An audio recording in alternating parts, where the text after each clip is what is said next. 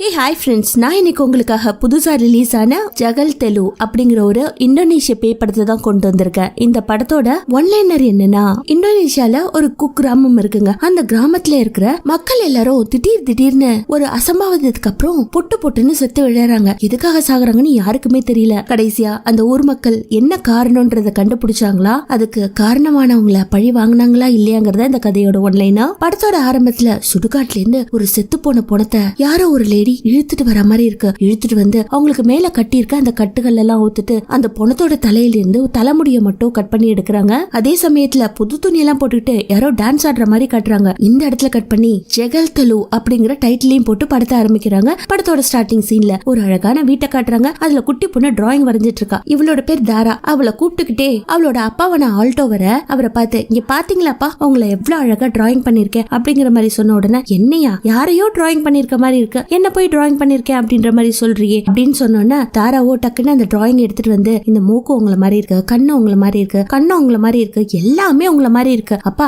நீங்க தான்ப்பா இது அப்படின்னு சொன்னோன்னே, ஆமா என்ன மாதிரிதான் இருக்கு அப்படின்னு அவரும் சொல்றாரு. அதை கேட்டுட்டு, என்னோட டிராயிங் நல்லா இருக்கா இல்லையா அத முதல்ல சொல்லுங்க அப்படின்னு அந்த குழந்தை கேட்க, உங்க டிராயிங் ரொம்ப அருமையா இருக்குமா, ஆனா என்ன மட்டும் வரைஞ்சிருக்க, உங்க அம்மாவை வரையிலையே ஏன் அப்படின்னு கேட்ட உடனே, அப்பா எனக்கு உங்களை தான் ரொம்ப பிடிக்கும், நான் உங்களை ரொம்ப லவ் பண்றது தெரியுமா, நீங்க என்ன லவ் பண்றீங்களா அப்படின்ற மாதிரி அவ கேட்டுட்டு இருக்கும்போது அவங்க அம்மா வராங்க. அவங்களோட பேர் ரத்தி. வந்தவங்க பிரேக்ஃபாஸ்ட் வச்சுட்டு, என்ன அப்பாவும் பொண்ணும் ரொம்ப காமெடியா பேசிட்டு இருக்கீங்க, ரைட் நான் எல்லாத்தையும் கேட்டுட்டு தான் இருந்தேன், பரவாயில்ல இந்தாங்க பிரேக்ஃபாஸ்ட் சாப்பிடுங்க அப்படின்னு டேபிள் மேல வச்சுட்டு அவளும் பக்கத்துல இருக்க சோஃபால உட்காந்துடுறா. அந்த சமயத்துல தாரா அவளோட டிராயிங்க காட்டி, அப்பாவை நான் வரைஞ்சிருக்கேன் நல்லா இருக்கா அப்படின்னு கேட்டுட்டு இருக்கும் போது, இவங்களோட வீட்டு வாசலுக்கு யாரோ ஒரு பொண்ணு வந்து நிக்கிற மாதிரி இருக்கு. அவளோட மனசுக்குள்ள, என்ன காதலிச்சவன் இவ்வளவு கொடூரமானவனா, என்னை ஏமாத்திருக்கா இல்லையா, ஆல்ரெடி இவனுக்கு ஒரு குடும்பமே இருக்கே அப்படின்னு திங்க் பண்ணிட்டு இருக்கா. அவளோட நினைவுகள்ல இவங்க ரெண்டு பேரும் லவ் பண்ற மாதிரி காட்டுறாங்க. இவன் வந்து நின்னு இவங்களே வெறிச்சு பாக்குறத ஆல்டோ கவனிச்சுட்டு, வரமா அப்படின்ற மாதிரி பர்மிஷன் வாங்கிட்டு வெளியில வந்து பாக்குறான். அந்த பொண்ணை காணோம், யாரு என்னன்னே தெரியல. ரொம்ப குழப்பத்தோட வீட்டுக்கு வரவனை பார்த்த ரதியோ,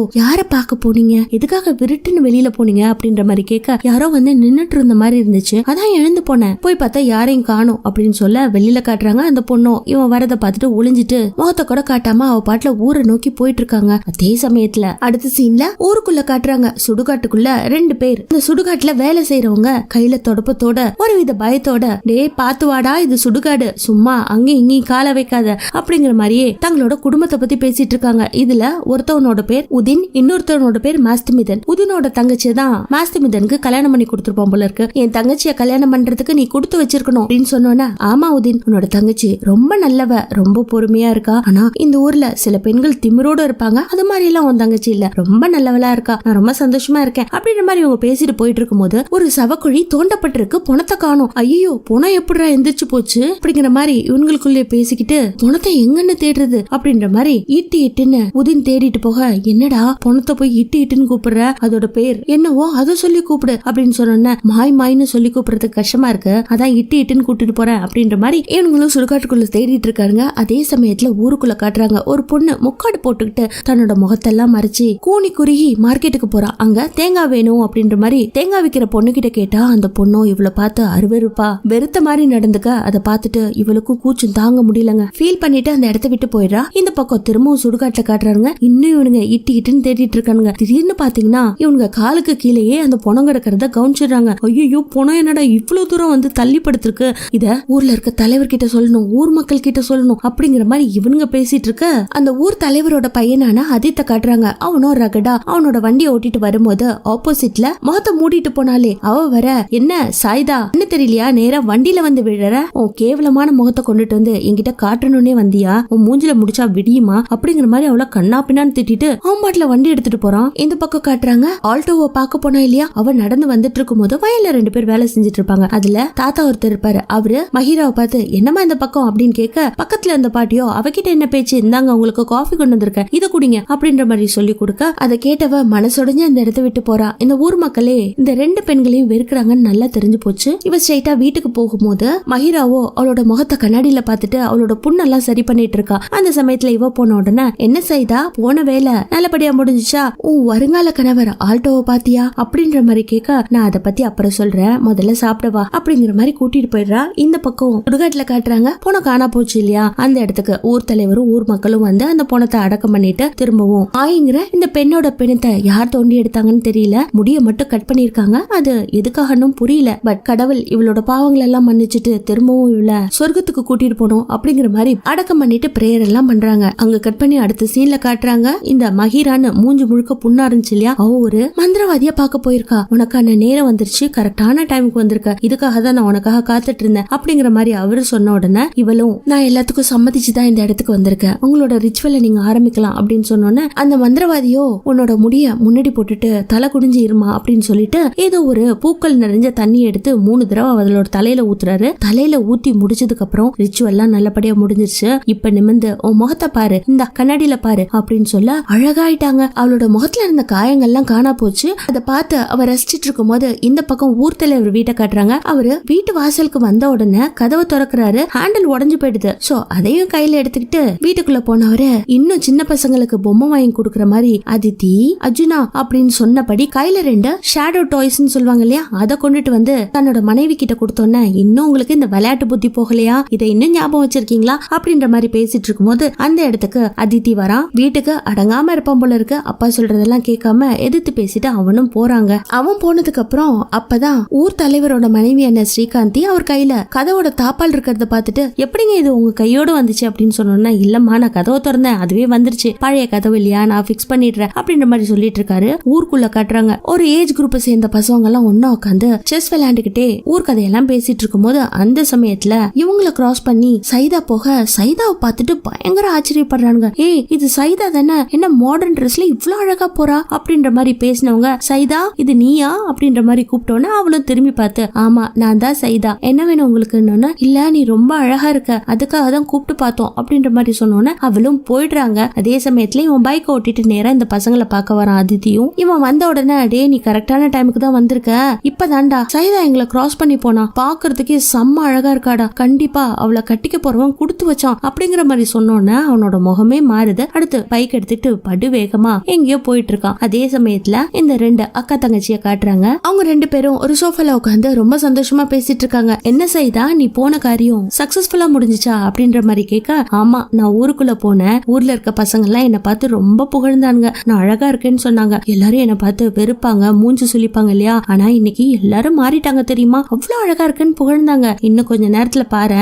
கண்டிப்பா அதித்தி என்ன பார்க்க வர போறான், அவன் என் முன்னாடி மண்டிக்கிட்டு என்ன கல்யாணம் பண்ணிக்கோன்னு கேட்க போறான் அப்படின்ற மாதிரி சொல்ல அவங்க பேசின மாதிரியே அதித்தும் கரெக்டா இவங்க வீட்டுக்கு தாங்க வரான். வீட்டுக்கு வந்துட்டு சைதா சைதான்னு கூப்பிட்ட உடனே வெளியில வந்த சைதாவும் இவனை பார்த்து முறைச்சிட்டு நிக்கிறா. சோ இவங்க ஆல்ரெடி லவ் பண்ணிருப்பாங்க போல இருக்கு, இவன் முகத்துல காயங்கள்லாம் இருக்கு இல்லையா, அதனால இவன் வெறுத்து ஒதுக்கி இருப்பான் போல இருக்கு. இப்போ இவ அழகாயிட்டா இல்லையா, திரும்பவும் நான் உன்னை லவ் பண்றேன் நீ என்ன கல்யாணம் பண்ணிக்கிறியா அப்படின்ற மாதிரி கேட்ட உடனே நீ சொல்றதெல்லாம் உண்மையா, எப்ப பார்த்தாலும் என் முன்னாடி கூட வந்து நிக்காதன்னு நீ என்ன சொல்லுவ, இன்னைக்குன்னு பார்த்து என்ன கல்யாணம் பண்ணிக்கிறியான்னு கேக்குற, சரி நான் உன்னை கல்யாணம் பண்ணிக்கிறதுக்கு ரெடியா இருக்கேன், ஆனா உனக்கு என்னென்ன சொந்தமா இருக்கோ அது மொத்தமும் எனக்கு சொந்தமாகணும் அப்படின்ற மாதிரி சொன்னோன்னே இவனும் ஓகே சொல்லிட்டு நேரா வீட்டை நோக்கி போனவன் அம்மா அப்பாவை பார்த்து, அப்பா அம்மா எனக்கு பொறுப்பு வரணும்னு அடிக்கடி சொல்லிட்டு இருப்பீங்க இல்லையா, எனக்கு இப்ப பொறுப்பு வரப்போகுது, எனக்கு கல்யாணம் பண்ணி வைங்க பொறுப்பு வந்துரும் அப்படின்ற மாதிரி சொன்னோன்னே இந்த வார்த்தையை கேட்கதாண்டா ரொம்ப நாளா காத்துட்டு இருந்தேன், யாரா அந்த பொண்ணு அப்படின்னு சொன்னோன்னே சைதான்னு சொல்ல 2 பேருக்கும் கோவம் வந்துருது. அந்த பொண்ணு அவங்க அப்பா எப்படி செத்தாருன்னு தெரியுமா, இந்த ஊரே வெறுத்து ஒதுக்குற குடும்பம்டா அது, அந்த பொண்ணெல்லாம் கட்டி கொடுக்க முடியாது, உன்னோட ஆசை எல்லாம் நிறைவேறாது அப்படின்ற மாதிரி கோமா சொல்லிட்டு அவங்க அப்பா போக அதை கேட்டுட்டு அவங்க அம்மாவும் முடியாதுப்பா அப்பா இல்லன்னு சொல்லிட்டாரு, அதுதான் என்னால செய்ய முடியும், இல்லனா நீ பொறுமையாரு கொஞ்ச நாளைக்கு அப்புறம் மனசு மாறுதான்னு பாக்கலாம் அப்படின்ற மாதிரி சொன்ன உடனே எனக்கு இந்த குடும்பமே பிடிக்கல, யாருமே என்னோட விருப்பத்துக்கு ஏத்து நடந்துக்க மாட்டீங்க, நான் முடிவா சொல்றேன் அவதான் என்னோட மனைவி, அவளதான் நான் கல்யாணம் பண்ணிக்க போறேன், என்னோட எதிர்கால மனைவியை யாரும் தரைக்குறைவா பேசாதீங்க அப்படின்ற மாதிரி கத்திட்டு அவன் போக இந்த பக்கம் அக்கா தங்கச்சியை காட்டுறாங்க. அவங்க 2 பேரும் உட்காந்து பேசிட்டு இருக்கும் போது சரி அன்னைக்கு நீ உன்னோட வருங்கால கணவரை பார்க்க போனீங்க ஆல்டோ, அவர் என்ன ஆச்சு அதை பத்தி எதுவுமே சொல்லணும்னா, இல்ல அவர் என்ன ஏமாத்திட்டாரு, ஆல்ரெடி அவருக்கு கல்யாணமாகி பொண்டாட்டி பிள்ளையெல்லாம் இருக்கு, ஆனா அவர் என்ன ஏமாத்திருக்காரு அப்படின்ற மாதிரி சொல்ல அதை கேட்ட சைதாவுக்கு என்ன உன்ன அவன் ஏமாத்திட்டானா, அப்போ ஆல்ரெடி அவனுக்கு கல்யாணம் ஆகிருக்கு, வேணுக்குமே அவனோட மனசுல ஆசையை வளர்த்திருக்கான், அவன் எவ்வளவு பெரிய துரோகியா இருப்பான், அவனுக்கான தண்டனையை நான் கண்டிப்பா கொடுப்பேன் அப்படிங்கிற மாதிரி இவங்க 2 பேரும் பேசிட்டு இருக்காங்க. அன்னைக்கு நைட் ஆகுதுங்க. அதித் அவங்க வீட்டுல இருக்கிற மொத்த காசையும் எடுத்துட்டு வந்து மஹிரா கிட்ட கொடுத்து இது போதுமா, எங்க வீட்டுல இருந்த மொத்த காசையும் எடுத்துட்டு வந்துட்டேன், இதை வச்சு நம்ம வாழ்க்கைய ஆரம்பிக்கலாமா அப்படிங்கிற மாதிரி சொன்ன உடனே அந்த பணத்தை பார்த்து இவ்வளவு தானா, இதை வச்சுட்டு நீ வேற ஏதாவது ஒரு பொண்ணை போய் கல்யாணம் பண்ணிக்கோ, இதுக்கு நான் செட் ஆக மாட்டேன்டா அப்படின்னு கல்யாணம் பண்ணிக்கிறதுக்கு மறுத்த உடனே அவனும் இரு கொஞ்சம் பொறுமையாயிரு, நான் உன் காலில் கூட விழறேன், எப்படியாவது நாளைக்கு இது மாதிரி 10 மடங்கான சொத்தை கொண்டு வந்து உன் காலில் கொட்டுற அப்படிங்கிற மாதிரி சொல்லிட்டு அவன் நேரா வீட்டுக்கு போறான். வீட்டுல பாத்தீங்கன்னா வீட்டுல இருந்த பணம் நகை காசு எல்லாம் காணும் இல்லையா, அம்மா அதெல்லாம் கண்டுபிடிச்சிட்டாங்க. அப்பா கிட்ட வந்து சொல்லிட்டு இங்க பாருங்க இது மாதிரி வீட்டுல இருந்து யாருங்க திருடிட்டு போனா அப்படின்ற மாதிரி ரெண்டு பேரும் பதட்டத்தோட பேசிட்டு இருக்கும் போது நம்ம ரெண்டு பேருக்கும் கல்யாணம் ஆகி இது மாதிரியான ஒரு காரியம் நடந்ததே கிடையாது. கண்டிப்பா வீட்டுல இருக்க காசு காணா போனோம்னா வீட்டுல இருக்கவங்க தான் அதை திருடி இருக்கணும் அப்படின்ற மாதிரி சொல்லிட்டு இருக்கும் போதே ஆதித் அந்த இடத்துக்கு வந்து நான் திருடினேன்னு சொல்றீங்களா அப்படிங்கிற மாதிரி கேட்க, என்னடா வாய் ரொம்ப நீளமா இருக்கு, என்ன வேணும் உனக்கு அப்படின்ற மாதிரி அப்பா அதட்டி கேட்க, அப்பா இந்த வீட்டுல இருக்கிறது 3 பேர் தான், நீங்க 2 பேரும் திருடல என்னதான் திருடன அப்படின்ற மாதிரி பிளேம் பண்றீங்க, அதுக்கு ஏதாவது சாட்சி இருக்கா அப்படிங்கிற மாதிரி இவன் எதிர்த்து பேசின உடனே சாட்சியாடா வேணும், நீ இந்த கேள்வி கேட்டல்லையா அப்ப நீ தான் திருட அப்படிங்கிற மாதிரி சொல்லி அவனை பொழிச்சுன்னு அறைய போக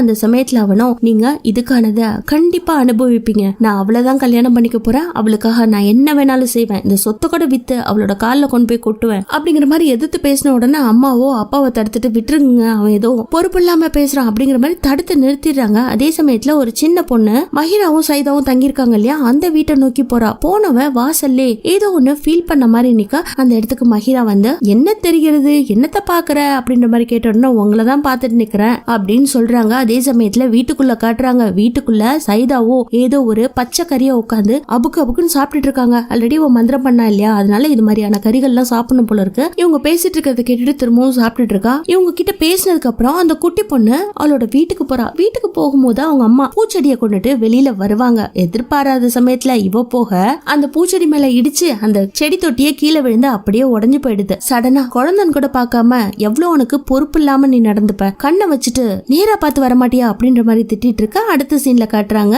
மஹிரா இந்த குட்டி பசங்க எல்லாம் வந்தாங்க இல்லையா, அவங்களெல்லாம் ஒண்ணு சேர்த்து டான்ஸ் கிளாஸ் பிராக்டிஸ் பண்ணிட்டு இருக்கா. அவளும் கூடவே டான்ஸ் ஆடிட்டு இருக்காங்க. அப்போ அவ டான்ஸ் ஆட ஊருக்குள்ள இந்த சின்ன பொண்ணோட அம்மா தொட்டியை போட்டு கீழே உடைச்சாங்க இல்லையா, அவங்களோட உடம்பு அப்படியே ஃப்ரீஸ் ஆகி நிக்குது. என்ன ஏதுன்னு பார்த்தா கால்ல ஏதோ வந்து சுத்திக்கிட்டு இருக்குங்க, அவங்களால நகரவே முடியல. இந்த பக்கம் சைதாவோ அந்த மந்திரவாதிய பார்த்து ஏதோ ஒரு மாந்திரிகத்தை பண்ணிட்டு இருக்கா. அவ வாய்க்குள்ள கொத்து கொத்த முடிய வச்சுட்டு யார நினைக்கிறாளோ அவங்களுக்கு இது மாதிரியான காரியங்கள் நடக்குது. சோ இந்த பக்கம் இவங்களோட கால் அப்படியே சுத்துச்சு இல்லையா, அது அப்படியே கழுத்தை சுத்தி அதே இடத்துல விழுந்து இறந்தும் போயிடுறாங்க. ஆனா அவங்க செத்ததுக்கு அப்புறம் அவங்களோட வாயில இருந்து முடியா வெளியில வர மாதிரி இருக்கும். இந்த பக்கம் காட்டுறாங்க திரும்பவும் அந்த சாமியார் இன்னும் கொஞ்சம் முடிய கொடுத்துட்டு, நிறுத்தாதமா, உனக்கு எவன் துரோகம் பண்ணானோ அவன் எல்லாம் பழிவாங்க அப்படிங்கிற மாதிரி சொல்ல இவளும் குத்து முடிய எடுத்து அப்படியே வாயில போட்டுட்டு வெறித்தனமா அதை சாப்பிட்டுட்டு இருக்கா. இந்த பக்கம் அதித்த காட்டுறாங்க, அவன் பைத்தியம் முடிச்சு போய் வீட்டுல இருக்க மொத்த பொருட்களையும் திருடிட்டு இருக்கான். வீட்டு வாசல்ல இந்த சுடுகாட்டுல வேலை செய்யற 2 பேரும் வந்துட்டு இருப்பாங்க. அவங்க அப்பாவும் அந்த இடத்துக்கு வந்துடுறாரு. டேய் நீ திருந்த மாட்டியாடா, என்னடா பண்ற, வீட்டுல இருக்க பொருட்கள் எல்லாம் திருடிட்டு இருக்க அப்படின்ற மாதிரி அடிக்க போக 2 பேருக்குள்ள கை கலப்பு மாதிரி ஆகுதுங்க. அதுக்குள்ள அவங்க அம்மா வந்து தடுத்துறாங்க. அவனும் வீட்டு பத்திரத்தை எடுத்துட்டு போய் விக்கலாம் ட்ரை பண்றான். அவங்க அப்பாவை தடுத்து நிறுத்தி, டே அந்த பொண்ணு நல்ல பொண்ணு கிடையாதுடா, நல்ல குடும்பம் கிடையாது, விட்டுடு அப்படிங்கிற மாதிரி தடுக்கிறாரு. இருந்தாலும் நான் அந்த பொண்ணை தான் கல்யாணம் பண்ணிப்பேன், நான் அவளை லவ் பண்றேன், சோ நீங்க யாரையும் எனக்கு குறுக்க வராதீங்க, இந்த மொத்த சொத்து எனக்கு தானே சொந்தம், நான் இப்ப இதை கொண்டுட்டு போய் கொடுத்தாதான் அவன் என்ன கல்யாணமே பண்ணிப்பான், இதுக்கு மேல என்ன தடுக்கணும்னு நினைச்சீங்களா அவ்வளவுதான் அப்படிங்கிற மாதிரி அப்பாவை பிடிச்சி தள்ளி விட்டுட்டு ரொம்ப முரட்டுத்தனமா பேசிட்டு இருக்கான். இந்த பக்கம் காட்டுறாங்க வீட்டுக்குள்ள ஏதோ நுழையிற மாதிரி இருக்குங்க. அதே ரோட்டு வழியா சுடுகாட்டுல வேலை செஞ்ச 2 பேரும் நடந்து வந்துட்டு இருந்தாங்க இல்லையா, அவங்களுக்கு இந்த வீட்டுக்குள்ள ஏதோ ஒரு சத்தம் கேட்க அவங்களும் நின்னு கவனிச்சிட்டு இருக்கானுங்க. திரும்பவும் வீட்டுக்குள்ள காட்டுறாங்க அதித் அவ்வளவுதாங்க உடம்பு ஏதோ இருக்க ஆரம்பிக்குது. இந்த பக்கம் இவளும் விடாம டான்ஸ் பண்ணிட்டு இருக்கா, மறுபக்கம் சைதாவும் உட்காந்து மந்திரம் பண்ணிட்டு இருக்கா. உள்ள என்னடா சத்தம் கேக்குதுன்னு ரோட்ல போன 2 பேரும் உள்ள வந்து பாக்குறானுங்க. இது மாதிரியான கொடூரம் நடந்துட்டு இருக்கு. அவங்க 2 பேரும் பயந்து போய் இந்த காட்சியை பார்த்துட்டு இருக்கும் போது இவனோட சட்டையெல்லாம் அவுக்குறான். அவனோட சட்டைக்குள்ள இருந்து ஏதோ ஒரு கையை அவனோட குடலு உடம்புல இருக்க மொத்த ஆர்கன்ஸையும் முறுக்குற மாதிரி இருக்கு. நெளிறான் துடிக்கிறான். இவங்க அப்பாவால ஒன்னும் பண்ண முடியல. அதித்துன்னு கூப்பிட்டு இருக்காரு. அதே இடத்துல அப்படியே சரிஞ்சு கீழே விழுந்து செத்து போறான். இவனுங்க மிரண்டு போய் இதை பார்த்துட்டு இருக்க அவங்க அப்பா துடிச்சு அழறாரு. டே நீ என்ன வேணா எடுத்துட்டு போய் வித்து சந்தோஷமா இருடா, பட் உயிரோட இருடா அப்படின்னு செத்த மகன் கிட்ட பேசி என்ன பிரயோஜனம். அப்படியே அதித்த காட்டுறாங்க. அதித்தோட வாயிலிருந்து கருப்பு கலர்ல முடி அப்படியே நீட்டிட்டு வெளியில வர, இந்த பக்கம் மந்திரம் பண்ணிட்டு இருந்தா இல்லையா சைதா, அவளோட வாயிலிருந்து திடீர்னு முடி வந்து வாந்தியா கீழே விழுகுது. அதை பார்த்துட்டு அந்த மந்திரவாதியும் பயங்கரமா சந்தோஷப்படுறாரு. பாத்தியா நீ பழிவாங்க நினைச்ச ஒவ்வொருத்தர செத்துட்டு இருக்காங்க பாத்தியா அப்படின்னு பேசி சிரிச்சிட்டு இருக்காங்க. இதுக்கப்புறம் ஊருக்குள்ள ஒவ்வொருத்தவங்க வீட்டு வாசல்லையும் சகப் கொடிய கட்டணும் அப்படிங்கிற மாதிரி இவங்க 2 பேரும் முடிவு பண்ணிட்டே ஊருக்குள்ள இது மாதிரியான பேய் எப்பயுமே வந்ததில்ல, இப்ப வந்திருக்குன்னா எல்லார்கிட்டயும் இந்த விஷயத்த பத்தி சொல்லணும். டேய் சொல்ற நமக்கு ஏதாவது ஆச்சுன்னா என்னடா பண்றது அப்படின்னு இவங்க பேசிட்டு இருக்கானுங்க. அடுத்து யாரு அப்படின்னு பார்த்தா ஆல்டோவை காட்டுறாங்க. ஆல்டோ நல்ல தூக்கத்துல தூங்கிட்டு இருக்கான். அவனோட கழுத்தை யாரோ வந்து நெரிக்கிற மாதிரி இருக்கு. டக்குன்னு கண் முழிச்சு பார்த்தா கனவு. என்னடா அது இப்படி வினோதமான ஒரு கனவு வருது அப்படின்னு யோசிச்சவன் வெளியில ஏதோ சத்தம் கேட்கிற மாதிரி இருக்கு. மனைவியோ பக்கத்துல படுத்து தூங்கிட்டு இருக்கா. தான் பொண்ணுக்கு என்ன ஆச்சுன்னு அவளோட பெட்ரூம்க்கு போய் பார்க்கலான்னு வெளியில வந்தா வெளியில இன்னும் சத்தம் அதிகமா கேட்க இவனும் கையில ஒரு கட்டை எடுத்துக்கிட்டு பொறுமையா அந்த இருட்டுக்குள்ள தட்டு தடுமாறி யார் இருக்கா அப்படின்னு தேடிட்டே போவான் பாருங்க. அப்போ டக்குன்னு சைதா லைட்ட போடுற மாதிரி இருக்கு. இவனோட மனைவி பொணமா நின்னுட்டு இருக்கா. கீழே பாத்தீங்கன்னா குழந்தைக்கு உயிரே இல்ல. குழந்தைய பார்த்து தாரா தாரான்னு கூப்பிட்டுட்டு கதறி அழுதவன் மனைவிய பாக்குறான். அவளுக்கும் உயிர் இல்ல. அப்பதாங்க அவனுக்கு நினைவெல்லாம் அவ டிராயிங் பண்ணது, அப்பாவை ரொம்ப விரும்புறேன்னு சொன்னது, அந்த நேரத்துல யாரோ வீட்டு வாசலுக்கு வந்தது, இதெல்லாம் இவனோட நினைவுகள்ல வந்துட்டு போது. டக்குன்னு பாத்தீங்கன்னா திரும்பவும் தூக்கத்துல இருந்து எந்திருப்பானா. அந்த நேரத்துல மனைவியோ பக்கத்துல இருக்கிற கபோர்ட்ல துணி எல்லாம் மடிச்சு வச்சிட்டு இருந்தவ, என்னங்க இன்னைக்கும் கெட்ட கனவா, இப்படியே கெட்ட கனவு கண்டுட்டுருங்க அப்படின்னு சொல்லிக்கிட்டே துணியை அடுக்கி வச்சிட்டு இருக்கும் போது இவனும் உட்காந்து யோசிச்சு பாக்குறான். பக்கத்துல உட்காந்துட்டு இருந்த மனைவியை காணும். திரும்பவும் அவ பாட்டுல கபோர்ட்ல துணியை அடுக்கி வச்சிட்டு இருக்கா. இவனுக்கு ஏதோ ஃபிஷியா இருக்க, தன்னோட பொண்ணு எங்க, அவளை போய் பாக்கணும் அப்படின்ற பதட்டத்தோடயே தான் பொண்ணு ரூமுக்கு போய் பாக்குறான். அங்க பொண்ணை காணும். எங்க போனா தாரா அப்படின்னு வீடு முழுக்க தேடிட்டு இருக்காங்க. தாரா தாரான்னு கூப்பிட்டுக்கிட்டே தாராவை வெளியில நின்னு சைதா கிட்ட ஒரு பொம்மைய வாங்கிட்டு இருக்கா. எனக்கே நீங்க பொம்மைய குடுக்குறீங்க, நீங்க யாரு அப்படின்னு கேட்ட உடனே, நீ அழகா இருக்க, உன்னை பார்த்தா இந்த பொம்மையை கொடுக்கணும் போல தோணுச்சு, இது ஆன்டியோட கிஃப்ட் மாதிரி நீயே வச்சுக்கோ அப்படின்னு சொல்லிட்டு அவளும் அந்த இடத்த விட்டு போக வீடு முழுக்க தேடி பார்த்த ஆல்டோவும் ரதியும் வெளியில பொண்ணு நிக்கிறத பார்த்துட்டு ஓடி வந்து, என்னம்மா பண்ணிட்டு இருக்க, வெளியில யார்கிட்ட பேசிட்டு இருந்த, இந்த பொம்மை உனக்கு யார் கொடுத்தது அப்படின்னு கேட்ட உடனே, ஒரு ஆன்டி இந்த ரோடு வழியா போனாங்க, என்ன பார்த்துட்டு நீ ரொம்ப அழகா இருக்க, இந்த பொம்மை உனக்கு பிரசண்டா கொடுக்குறேன் வச்சுக்கோ அப்படின்னு சொன்னாங்க, இப்பதான் போனாங்க அப்படின்னு சொல்ல இவனும் யார் போனாங்க அப்படின்ற மாதிரி தேடி தேடி பாக்குறான். யாருமே இல்ல. சரின்னு இவங்க வீட்டுக்குள்ள போயிடுறாங்க. இந்த பக்கம் அக்காவும் தங்கச்சியும் திரும்ப உட்காந்து பேச ஆரம்பிக்கிறாங்க. நீ எதுக்கும் கவலைப்படாத, உன்னை ஏமாத்தின மத்தியா ஒருத்தன், அவனுக்கு நிரந்தரமான தண்டனை கொடுத்துட்டா அவனுக்கு அது தேவைதான் அப்படின்ற மாதிரி பேசிட்டு இருக்காங்க. இந்த பக்கம் குழந்தைக்கு பொம்மைய கொடுத்துட்டு வந்தவ வீட்டுக்கு வரா. வீட்டுல மஹிராவோட கையில இன்னொரு பொம்மை இருக்க மாதிரி இருக்கு. அதுக்கு தலைவாரி விட்டுக்கிட்டே இவங்க ரெண்டு பேரும் பேசிட்டு இருக்காங்க. அப்பன்னு பாத்தீங்கன்னா அந்த பொம்மையோட கண்ணு டக்குன்னு லைட் போட்ட மாதிரி பிரகாசமாக அது ஒரு பேய் பொம்மை போல இருக்கு. இந்த பக்கம் காட்டுறாங்க தாரா அவளோட பெட்ல சைதா கொடுத்த பொம்மைய வச்சுட்டு தூங்கிட்டு இருப்பாங்க. நல்லா தூங்கிட்டு இருந்த ரதி ரோபோட் மாதிரி எழுந்து போய் அவளோட பொண்ண தூங்கிட்டு இருக்க பொண்ண பெட்ல இருந்து தூக்கி பாசமா கொஞ்ச ஆரம்பிச்சவ திடீர்னு கழுத்தை பிடிச்சி நெரிப்பாளா. தாராவால மூச்சு விட முடியல. என்னமா பண்றீங்க, என்ன விடுங்க விடுங்க அப்படின்னு கத்த அவளோட குரல் கேட்டு அரை தூக்கத்துல படுத்துட்டு இருந்த ஆல்டோவும் குடுகுடுன்னு ஓடி வந்து இவளை தடுக்க பாக்குறான். ஆனா தடுக்கவே முடியலங்க. அவ ஒரு அடி அடிச்சா இவன் பறந்து போய் கீழே விழறான். அந்த அளவுக்கு ரதியோட உடம்புல இருக்க தீய சக்தி ஆல்டோவை அடிச்சு தூக்கி அடிக்குது. அதுல அவன் தலையில அடிபட்டு கீழே விழுந்துடுறான். தாராவும் மூச்சு பேச்சு இல்லாம அப்படியே சரிஞ்சு கீழே விழ ஆல்டோவோட மடியிலே விழுந்துடுறான். ஆனா பொணமா இருக்கா. அவளை பார்த்து கதறி அழுதுட்டு இருக்கும் போது திடீர்னு என்னவோ ஏதோ பறந்து வந்த மாதிரி இருக்குங்க. அப்பதான் ரதிக்கும் சீனவும் திரும்புது. என்னாச்சு, பொண்ணு ஏன் இப்படி கிடக்குறா அப்படின்னு கேட்டுட்டு இருக்கும் போதே கயிறு மாதிரி முடி வந்து அவளோட கால்ல சுத்தி உடம்பு முழுக்க ஏற ஆரம்பிக்குது. அதுல அவளால அசையவே முடியல. ஆல்டோ என்ன காப்பாத்து அப்படின்னு கூச்சலிட்டபடி அவளும் ஒரு அடி எடுத்து வைக்கலாம்னு நினைக்கிறாங்க. ஆனா முடியல, அசையவே முடியல. அந்த கயிறு அப்படியே கழுத்தை இறுக்கி அவளும் உயிரே இல்லாம பொதக்கடின்னு கீழே விழுவா. ரெண்டு பேரும் செத்து போயிட்டாங்களே அப்படின்னு இவன் கதறி அழறான். அடுத்த சீன்ல அவங்கள அடக்கம் பண்ணிட்டு பயங்கரமா கதறி அழுதவன், இதுக்கெல்லாம் நான் ஏதோ ஒரு பாவம் பண்ணிருக்கேன்டா ஃபெர்கான், அதை நான் கண்டுபிடிச்சே ஆகணும், அதுக்காக என்னோட சொந்த ஊருக்கு போகணும் அப்படின்னு சொல்ல, நானும் உன் கூட வந்து உனக்கு உதவி பண்றேன்னு ஃபெர்கானும் கூடவே போறாங்க. நான் ஏதோ ஒரு பாவத்தை பண்ணிருக்கேன்னு நீ கேட்ட இல்லையா, அத நான் எங்க ஆரம்பிச்சனோ அங்கதான் முடிக்கணும் அப்படின்னு பேசினபடி ஊர் தலைவரோட வீட்டுக்கு போறாங்க. நான் இந்த வீட்டுல தாண்டா வாழ்ந்தேன், எங்க அத்தையும் மாமாவும் இந்த வீட்டுல தான் இருக்காங்க, அவங்கதான் என்ன வளர்த்தாங்க அப்படின்னு ஊர் தலைவரோட வீட்டுக்குள்ள போனவன் அத்தை மாமான்னு கூப்பிட்டு பாக்குறான். யாரையும் காணும். இவனும் வீடு முழுக்க தேடி பார்த்துட்டு வீல் சேர்ல யாரோ உட்காந்துட்டு இருக்க மாதிரி இருக்கும். யாருன்னு போய் பார்த்தா இவங்க அத்தை அப்படியே மயங்கி போய் சாப்பிடாம கொள்ளாம சுயநினைவே இல்லாம படுத்திருப்பாங்க. இவன் வந்ததை பார்த்து அவங்களுக்கு தூக்கி வாரி போட்டுருது. கையில ஒரு போட்டோ வேற நெஞ்சோட சேர்த்து புடிச்சிட்டு இருக்காங்க. என்னாச்சுன்னு கேட்டா அதித்தி இறந்து போனது ஒரு அகால மரணம் மாதிரி இருந்துச்சு, என்ன நடக்குதுன்னே தெரியல, இந்த ஊர் முழுக்க ஏதோ ஒரு சாத்தான் சுத்தி வருதுன்னு நினைக்கிறேன்ற மாதிரி இவங்க ஃபீல் பண்ணி பேசிட்டு இருக்கும் போதே உள்ள இருந்து, டே அது உனக்கு அந்த பொண்ணை தானடா கட்டிக்கணும், நீ தாராளமா கட்டிக்கோடா அப்படிங்கிற மாதிரி குரல் வர இவங்க மாமாவுக்கு பைத்தியம் முத்தி போச்சு. பையன் கண்ணெதிர்க்கே இறந்து போனா இல்லையா, அதை பார்த்துட்டு சுயநினைவே இல்லாம தனக்கு தானே பேசிக்கிறாரு. டே இந்த வீட்டை வித்து அந்த பொண்ணை கல்யாணம் பண்ணிக்கணும்னு ஆசைப்பட்டலடா, எடுத்துட்டு போடா அப்படின்னு திரும்பவும் சொல்லிட்டு இருக்க, இந்த பக்கம் அத்தையும் நான் இந்த ஊர்ல சாகிறதுக்கு விரும்பல, என்னை எப்படியாவது காப்பாத்து, என் பையன் இறந்ததுக்கு அப்புறம் எனக்கு பேரலைஸ் ஆயிடுச்சு, அதனாலதான் நான் இந்த வீல் சேர்ல உட்காந்துட்டு இருக்கேன். அவன் சைதாவை கல்யாணம் பண்ணிக்கணும்னு ஆசைப்பட்டான், இவரோ வேண்டான்னு சொன்னாரு. அதுக்கப்புறம் தான் அவனுக்கு அந்த துர்மரணம் ஏற்பட்டுச்சு. நீ முதல்ல இந்த இடத்துல இருக்காதரா, உடனே இந்த ஊரை விட்டு போயிரு, இந்த ஊர்ல அடிக்கடி திடீர்னு சாவெல்லாம் நடந்துட்டு இருக்கு, உனக்கு ஏதாவது ஆயிட போகுது அப்படின்னு இவங்க பதறிட்டு சொல்லிட்டு இருக்கும் போது சைதாவோட வீட்டுல காட்டுறாங்க. மஹிரா பாட்டு போட்டு இந்தோனேஷியா இந்தோனேஷியா டான்ஸையும் பண்ணிட்டு இருக்கும் போது சைதா அந்த இடத்துக்கு வந்து உன்னை பார்க்க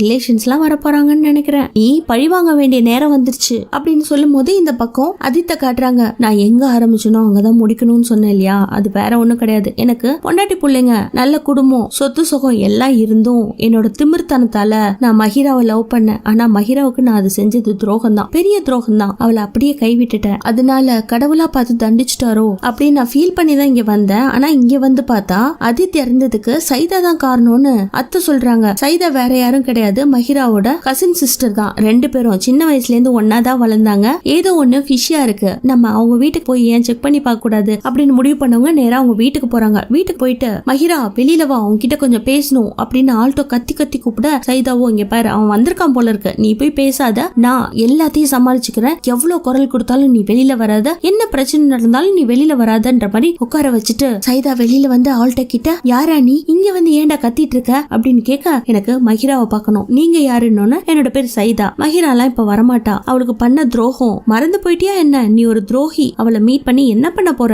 ஆல்ரெடி உனக்கு பொண்டாட்டி பிள்ளைங்க இருக்கும் போதே இவளை லவ் பண்ணி ஏமாத்தின வந்தானடா நீ அப்படின்னு கேட்கும் போது இவனுக்கு இன்னும் கோவம் வருது. இங்க பாரு, நான் உன்கிட்ட பேச வரல, மஹிரா கிட்ட தான் பேச வந்தேன், நான் உள்ள போய் நேரா அவகிட்ட பேசிக்கிறேன் அப்படின்னு சொல்லிட்டு வீட்டுக்குள்ள கால் எடுத்து வைக்க போகும்போது நல்ல வேலையா ஃபர்கான் தடுத்துறான். நல்ல வேலைடா, நீ வீட்டுக்குள்ள கால் எடுத்து வைக்கல, வீட்டுக்குள்ள மட்டும் கால் எடுத்து வச்சிருந்தனா அதுக்கான பிரதிபலனை நீ அனுபவிச்சிருப்ப. உன்னை நான் வார்ன் பண்றேன், இந்த இடத்தை விட்டு ஓடி போயிடு, ஏதாவது பிரச்சனை பண்ணினா ஊர் மக்கள் மொத்த பேர்கிட்டையும் சொல்லி உன்னை அசிங்கப்படுத்திடுவேன் அப்படின்ற மாதிரி கதவை சாத்திட்டு அவ பாட்டுல வீட்டுக்குள்ள போயிடுறா. ஆல்டோக்கும் பயங்கர கடுப்பு, என்ன அது சைதா தானே, இது சைதா இப்படி இருக்க மாட்டாளே, முகமெல்லாம் புண்ணு இருக்கும், அதுவும் பிறந்ததுல இருந்து அவன் முகத்துல தீராத புண்காயங்கள் இருந்துச்சு, எப்படி அதெல்லாம் கியூர் ஆச்சு, ஏதோ ஒரு சேஞ்சஸ் இருக்கு, பாக்குறதுக்கே ரொம்ப அழகா இருக்கா, என்ன பண்ணிருப்பா இவ அப்படின்ற மாதிரி அவங்க ரெண்டு பேரும் பேசிட்டு போகும்போது அந்த இடத்துல சைதா வீட்டுக்கு யார் யார் போறாங்க அப்படின்னு நோட்டமிட்டுட்டு அந்த வீட்டு பக்கத்துல இருக்க புதர்ல ஒளிஞ்சுக்கிட்டு உதினும் அவனோட மச்சானும் வேவு பார்த்துட்டு இருப்பாங்க. அத கவனிச்ச ஆல்டோ அவங்களுக்கே தெரியாம பின்னாடி போய் அவங்க ரெண்டு பேரையும் பிடிச்சி என்னடா பண்றீங்க, யாரு நீங்க அப்படின்னு கேட்ட உடனே, சார் எங்களை விட்டுடுங்க, எங்களுக்கு இந்த ரெண்டு பொண்ணுகள் மேலயும் ரொம்ப டவுட்டா இருக்கு, அதனாலதான் சார் ஒளிஞ்சிருந்து பாத்துட்டு இருக்கோம், இந்த ஊருக்குள்ள திடீர்னு சாவெல்லாம் விழுது, அது மட்டும் இல்ல சைதா பாக்குறதுக்கே கொடூரமா இருந்தா, ஆனா எப்படி இவ அழகா மாறினானே தெரியல, கொஞ்ச நாளைக்கு முன்னாடி சுடுகாட்டுல ஒரு பொணம் காணாம போச்சு சார், அந்த பொணத்தோட தலையில இருந்து முடிய யாரோ வெட்டி எடுத்துட்டு போயிட்டாங்க, நாங்க சுடுகாட்டுல வேலை செய்யறவங்க சார், எங்களை மன்னிச்சிருங்க அப்படின்ற மாதிரி சொன்ன உடனே, சரி எதுவா இருந்தாலும் நம்ம இங்க நின்று பேச வேணாம், தலைவரோட வீட்டுக்கு இன்னைக்கு ராத்திரி வந்துருங்க, நம்ம மீட் பண்ணி பேசிக்கலாம். இவங்க ரெண்டு பேரும் போன உடனே, டே இவர் சொல்றது கரெக்ட் தான், இன்னைக்கு தலைவரோட வீட்டுல மீட்டிங் போறோம், நம்ம மட்டும் போறதுல ஊர் மக்களையும் திரட்டிக்கிட்டு போறோம்டா அப்படின்னு இவனுங்க இங்க பிளான் போட பொழுதும் சாஞ்சிருது. வீட்டுல காட்டுறாங்க. அத்தை ரொம்ப ஃபீல் பண்ணி, ஏன்பா இங்க இருக்க, இந்த ஊரை விட்டு போயிடு, நீ இங்க இருக்கிறத நினைச்சா எனக்கு பயமா இருக்கு, என்ன நடக்கும்னே தெரியல அப்படின்னு சொல்ல, இவனும் நான் ஒரு தப்பு பண்ணிட்டாத்த, அந்த தப்புக்காக தான் இந்த ஊருக்குள்ள வந்தேன், ஆனா இங்க என்னென்னவோ நடந்துட்டு இருக்கு, கண்டிப்பா கூடிய சீக்கிரமா எல்லாத்தையும் கண்டுபிடிச்சு இதுக்கான தீர்வை கொண்டுட்டு வரேன் அப்படின்னு சொல்லும் போது ஃபர்கான் அந்த இடத்துக்கு வந்து ஊர் மக்களே வந்திருக்காங்க, வெளியில வா அப்படின்னு கூப்பிட்டு இவனும் வெளியில வரான். அந்த பார்த்தா ஊர் மக்களும் அந்த சுடுகாட்டுல வேலை செய்யற ரெண்டு பேரும் இருப்பாங்க. எல்லாம் ஒண்ணு கூடி ஊர்ல திடீர்னு விழுற சாவுக்கு காரணம் மஹிதாவும் சைதாவும் தான் முடிவு பண்ணவங்க. உடனே அவங்கள இந்த ஊரை விட்டு துரத்தணும், இல்லனா வீட்டுக்குள்ளே வச்சு கொளுத்துறோம் அப்படிங்கிற மாதிரி ஊர் மக்கள் எல்லாம் பயங்கரமா கொந்தளிக்க, அதை பார்த்துட்டு இல்ல இப்படி எல்லாம் நீங்க ஆவேசப்படக்கூடாது, முதல்ல நம்ம அவங்கள குற்றவாளின்னு சொல்றதுக்கு ஏதாவது தக்க ப்ரூஃப் கிடைக்கணும், அதை ஆராய்ச்சி பண்ற வரைக்கும் எல்லாரும் அமைதியா இருங்க அப்படின்னு ஆல்டோ சொல்லி முடிக்கிறதுக்குள்ள அந்த கூட்டத்துல இருந்த ஒருத்தன் பொத்துன்னு கீழே விழுந்து ரத்த வாந்தி எடுப்பானா, அவ்வளவுதான். அதே சமயத்துல இன்னொருத்தனும் விழறான், அந்த இடமே கூச்சலா எடுது. ஆனா ஆல்டோ மட்டும் சித்த பிரம்ம புடிச்ச மாதிரி அவன் பாட்டுல நடந்து போயிட்டு இருக்கான். கொஞ்ச நேரத்துல ஃபர்கான் இங்கதானே ஆல்டோ நின்னுட்டு இருந்தான், எங்க போனான் அப்படின்னு கேட்ட உடனே சுடுகாட்டுல வேலை செய்யற ரெண்டு பேரும் இப்பதான் எங்களை கிராஸ் பண்ணி ஆல்டோ போனாரு அப்படின்னு சொன்ன உடனே, ஐயோ அவனுக்கு என்ன ஆகுமோ, எனக்கு கொஞ்சம் ஹெல்ப் பண்றீங்களா, அவன் எங்க போனான்னு தேடுறதுக்கு ஹெல்ப் பண்றீங்களான்னு இவங்க ரெண்டு பேரையும் கூட்டிட்டு அந்த ஊர் முழுக்க தேடி பார்த்தா இவன் பாட்டுல நடந்து போய் ஒரு பிரிட்ஜ் கிட்ட நின்னு தன்னை மறந்து பிரிட்ஜ்ல இருந்து கீழே விழுறதுக்கு ட்ரை பண்ணுவாங்க. ஜஸ்ட் மிஸ் அந்த இடத்துக்கு ஃபர்கான் வந்து அவனை தடுத்து நிறுத்தின உடனே அவனுக்கே புரியல, எப்படி நான் இங்க வந்தேன், என்னாச்சு எனக்கு அப்படின்னு கேட்கும் போது, தெரியலடா நீ பாட்டுல நடந்து வந்துட்ட, இதுக்கெல்லாம் காரணம் ஒரு பெரிய கதை, நான் அதை அப்புறமா உன்கிட்ட சொல்றேன், இப்ப நேரா நம்ம அந்த ஷாமனோட வீட்டுக்கு போறோம்ட்டு படை எடுத்து ஊர் மக்களே அங்க போய் பார்த்தா ஷாமனோட வீட்டுக்குள்ள பயந்து போய் சைதா உட்கார்ந்துட்டு இருக்கா. அந்த மந்திரவாதி கிட்ட ஊர் மக்களே திரண்டு வந்தா என்ன பண்ண போறீங்கன்னு இவ கேட்ட உடனே, இங்க பாரு மந்திரம்னு ஒண்ணு எடுத்துட்டோம்னா ஒண்ணு நம்ம சாகணும் இல்லனா சாகடிக்கணும், எவன் இந்த வீட்டுக்குள்ள நுழையறான்னு பாக்கலாம், வர்றவன் உயிரோட திரும்பி போக மாட்டான் அப்படின்னு இவர் பேசிட்டு இருக்கும் போது வெளியில நான் போறேன்டா, நான் உள்ள போய் என்ன ஏதுன்னு கேக்குறேன், ஆல்ரெடி என் பொண்டாட்டி பிள்ளைங்க செத்து போயிட்டாங்க, இதுக்கப்புறம் நான் உயிரோட இருந்து வந்து என்ன பண்ண போற அப்படின்னு ஆள்கிட்ட ரொம்ப வெறுத்து போய் உள்ள போறதுக்கு ட்ரை பண்ணும்போது, இல்லடா நீ நிதானத்துல இல்ல, நீ உள்ள போய் பேசணும்னா நமக்கு சாட்சி வேணும், சாட்சி வேணும்னா நிதானமா இருக்கவங்க உள்ள போய் பேசினாதான் கரெக்டா இருக்கும், நான் போறேன் அப்படின்னு ஃபெர்கான் உள்ள போக அந்த மந்திரவாதியோ கையில ஒரு கத்தி எடுத்துக்கிட்டு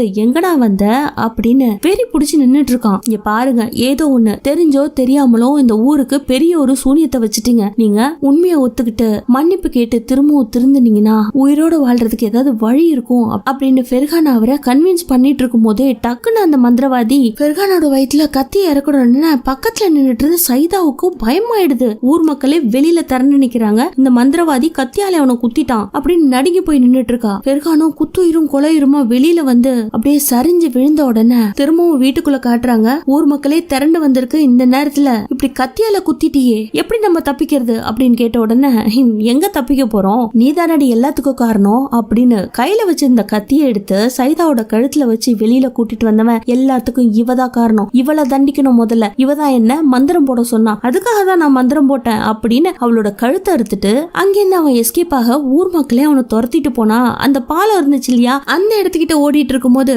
டேய் மரியாதையா சரணடைஞ்சிரு அப்படின்னு ஊர் மக்களே பின்னாடி துரத்திட்டு வர, உங்ககிட்ட நான் சரணடைறதுக்கு பதில் நானே என்னோட உயிரை எடுத்துப்பேன் அப்படின்னு அந்த மந்திரவாதி அந்த பிரிட்ஜுக்கு மேல இருந்து கீழே விழுந்து செதறியே செத்து போறாங்க. அதை பார்த்த ஊர் மக்களும் பயங்கரமா சந்தோஷப்படுறாங்க. இதுக்கப்புறம் இந்த ஊருக்கு மந்திரம் பண்றதுக்கு யாருமே இருக்க மாட்டாங்க இல்லையா, அதனால அப்படியே அங்க கட் பண்ணி சைதாவோட வீட்டுல காட்டுறாங்க. மஹிராவும் அழகான ட்ரெஸ் பண்ணிக்கிட்டு, நம்ம ஃபர்ஸ்ட் சீன்ல ஒரு பொணத்தோட முடிய கட் பண்ணும் போது அழகான ட்ரெஸ் பண்ணிக்கிட்டு ஒருத்தவங்க ஆடுற மாதிரி இருக்கும் இல்லையா, அது வேற யாரும் கிடையாது, மஹிரா தான். அப்படியே நமக்கு பிளாஷ்பேக்க காட்டுறாங்க. சைதாவுக்கு சின்ன வயசுல இருந்து கொடூரமான பொண்ணு முகத்திலே இருக்க அவங்க அப்பா எப்படியாவது அவளோட காயங்களை போக்கணும்னு மந்திரவாதியை போய் மீட் பண்ண போயிருக்காரு. சைதாவும் சின்ன வயசுல இருந்தே இவங்க கூட தான் வளர்ந்துருக்கா. ஆனா மஹிராவுக்கும் சைதாவுக்கும் அண்டர்ஸ்டாண்டிங்கே கிடையாது. மஹிரா எது பண்ணாலும் சைதாவுக்கு பிடிக்காது, ஏன்னா அவளுக்கு காயங்கள் இருக்கு இல்லையா, அதை பார்த்து இந்த ஊரே கேலி பண்ணுதுன்னு இவளையும் அவன் வெறுக்க ஆரம்பிப்பா. ஒரு நாள் அவங்க அப்பா மந்திரம் பண்ணிட்டு தன்னோட பொண்ணுக்கு எப்படியாவது சரியாகணும்னு பைக் எடுத்துட்டு வேகமா வரும்போது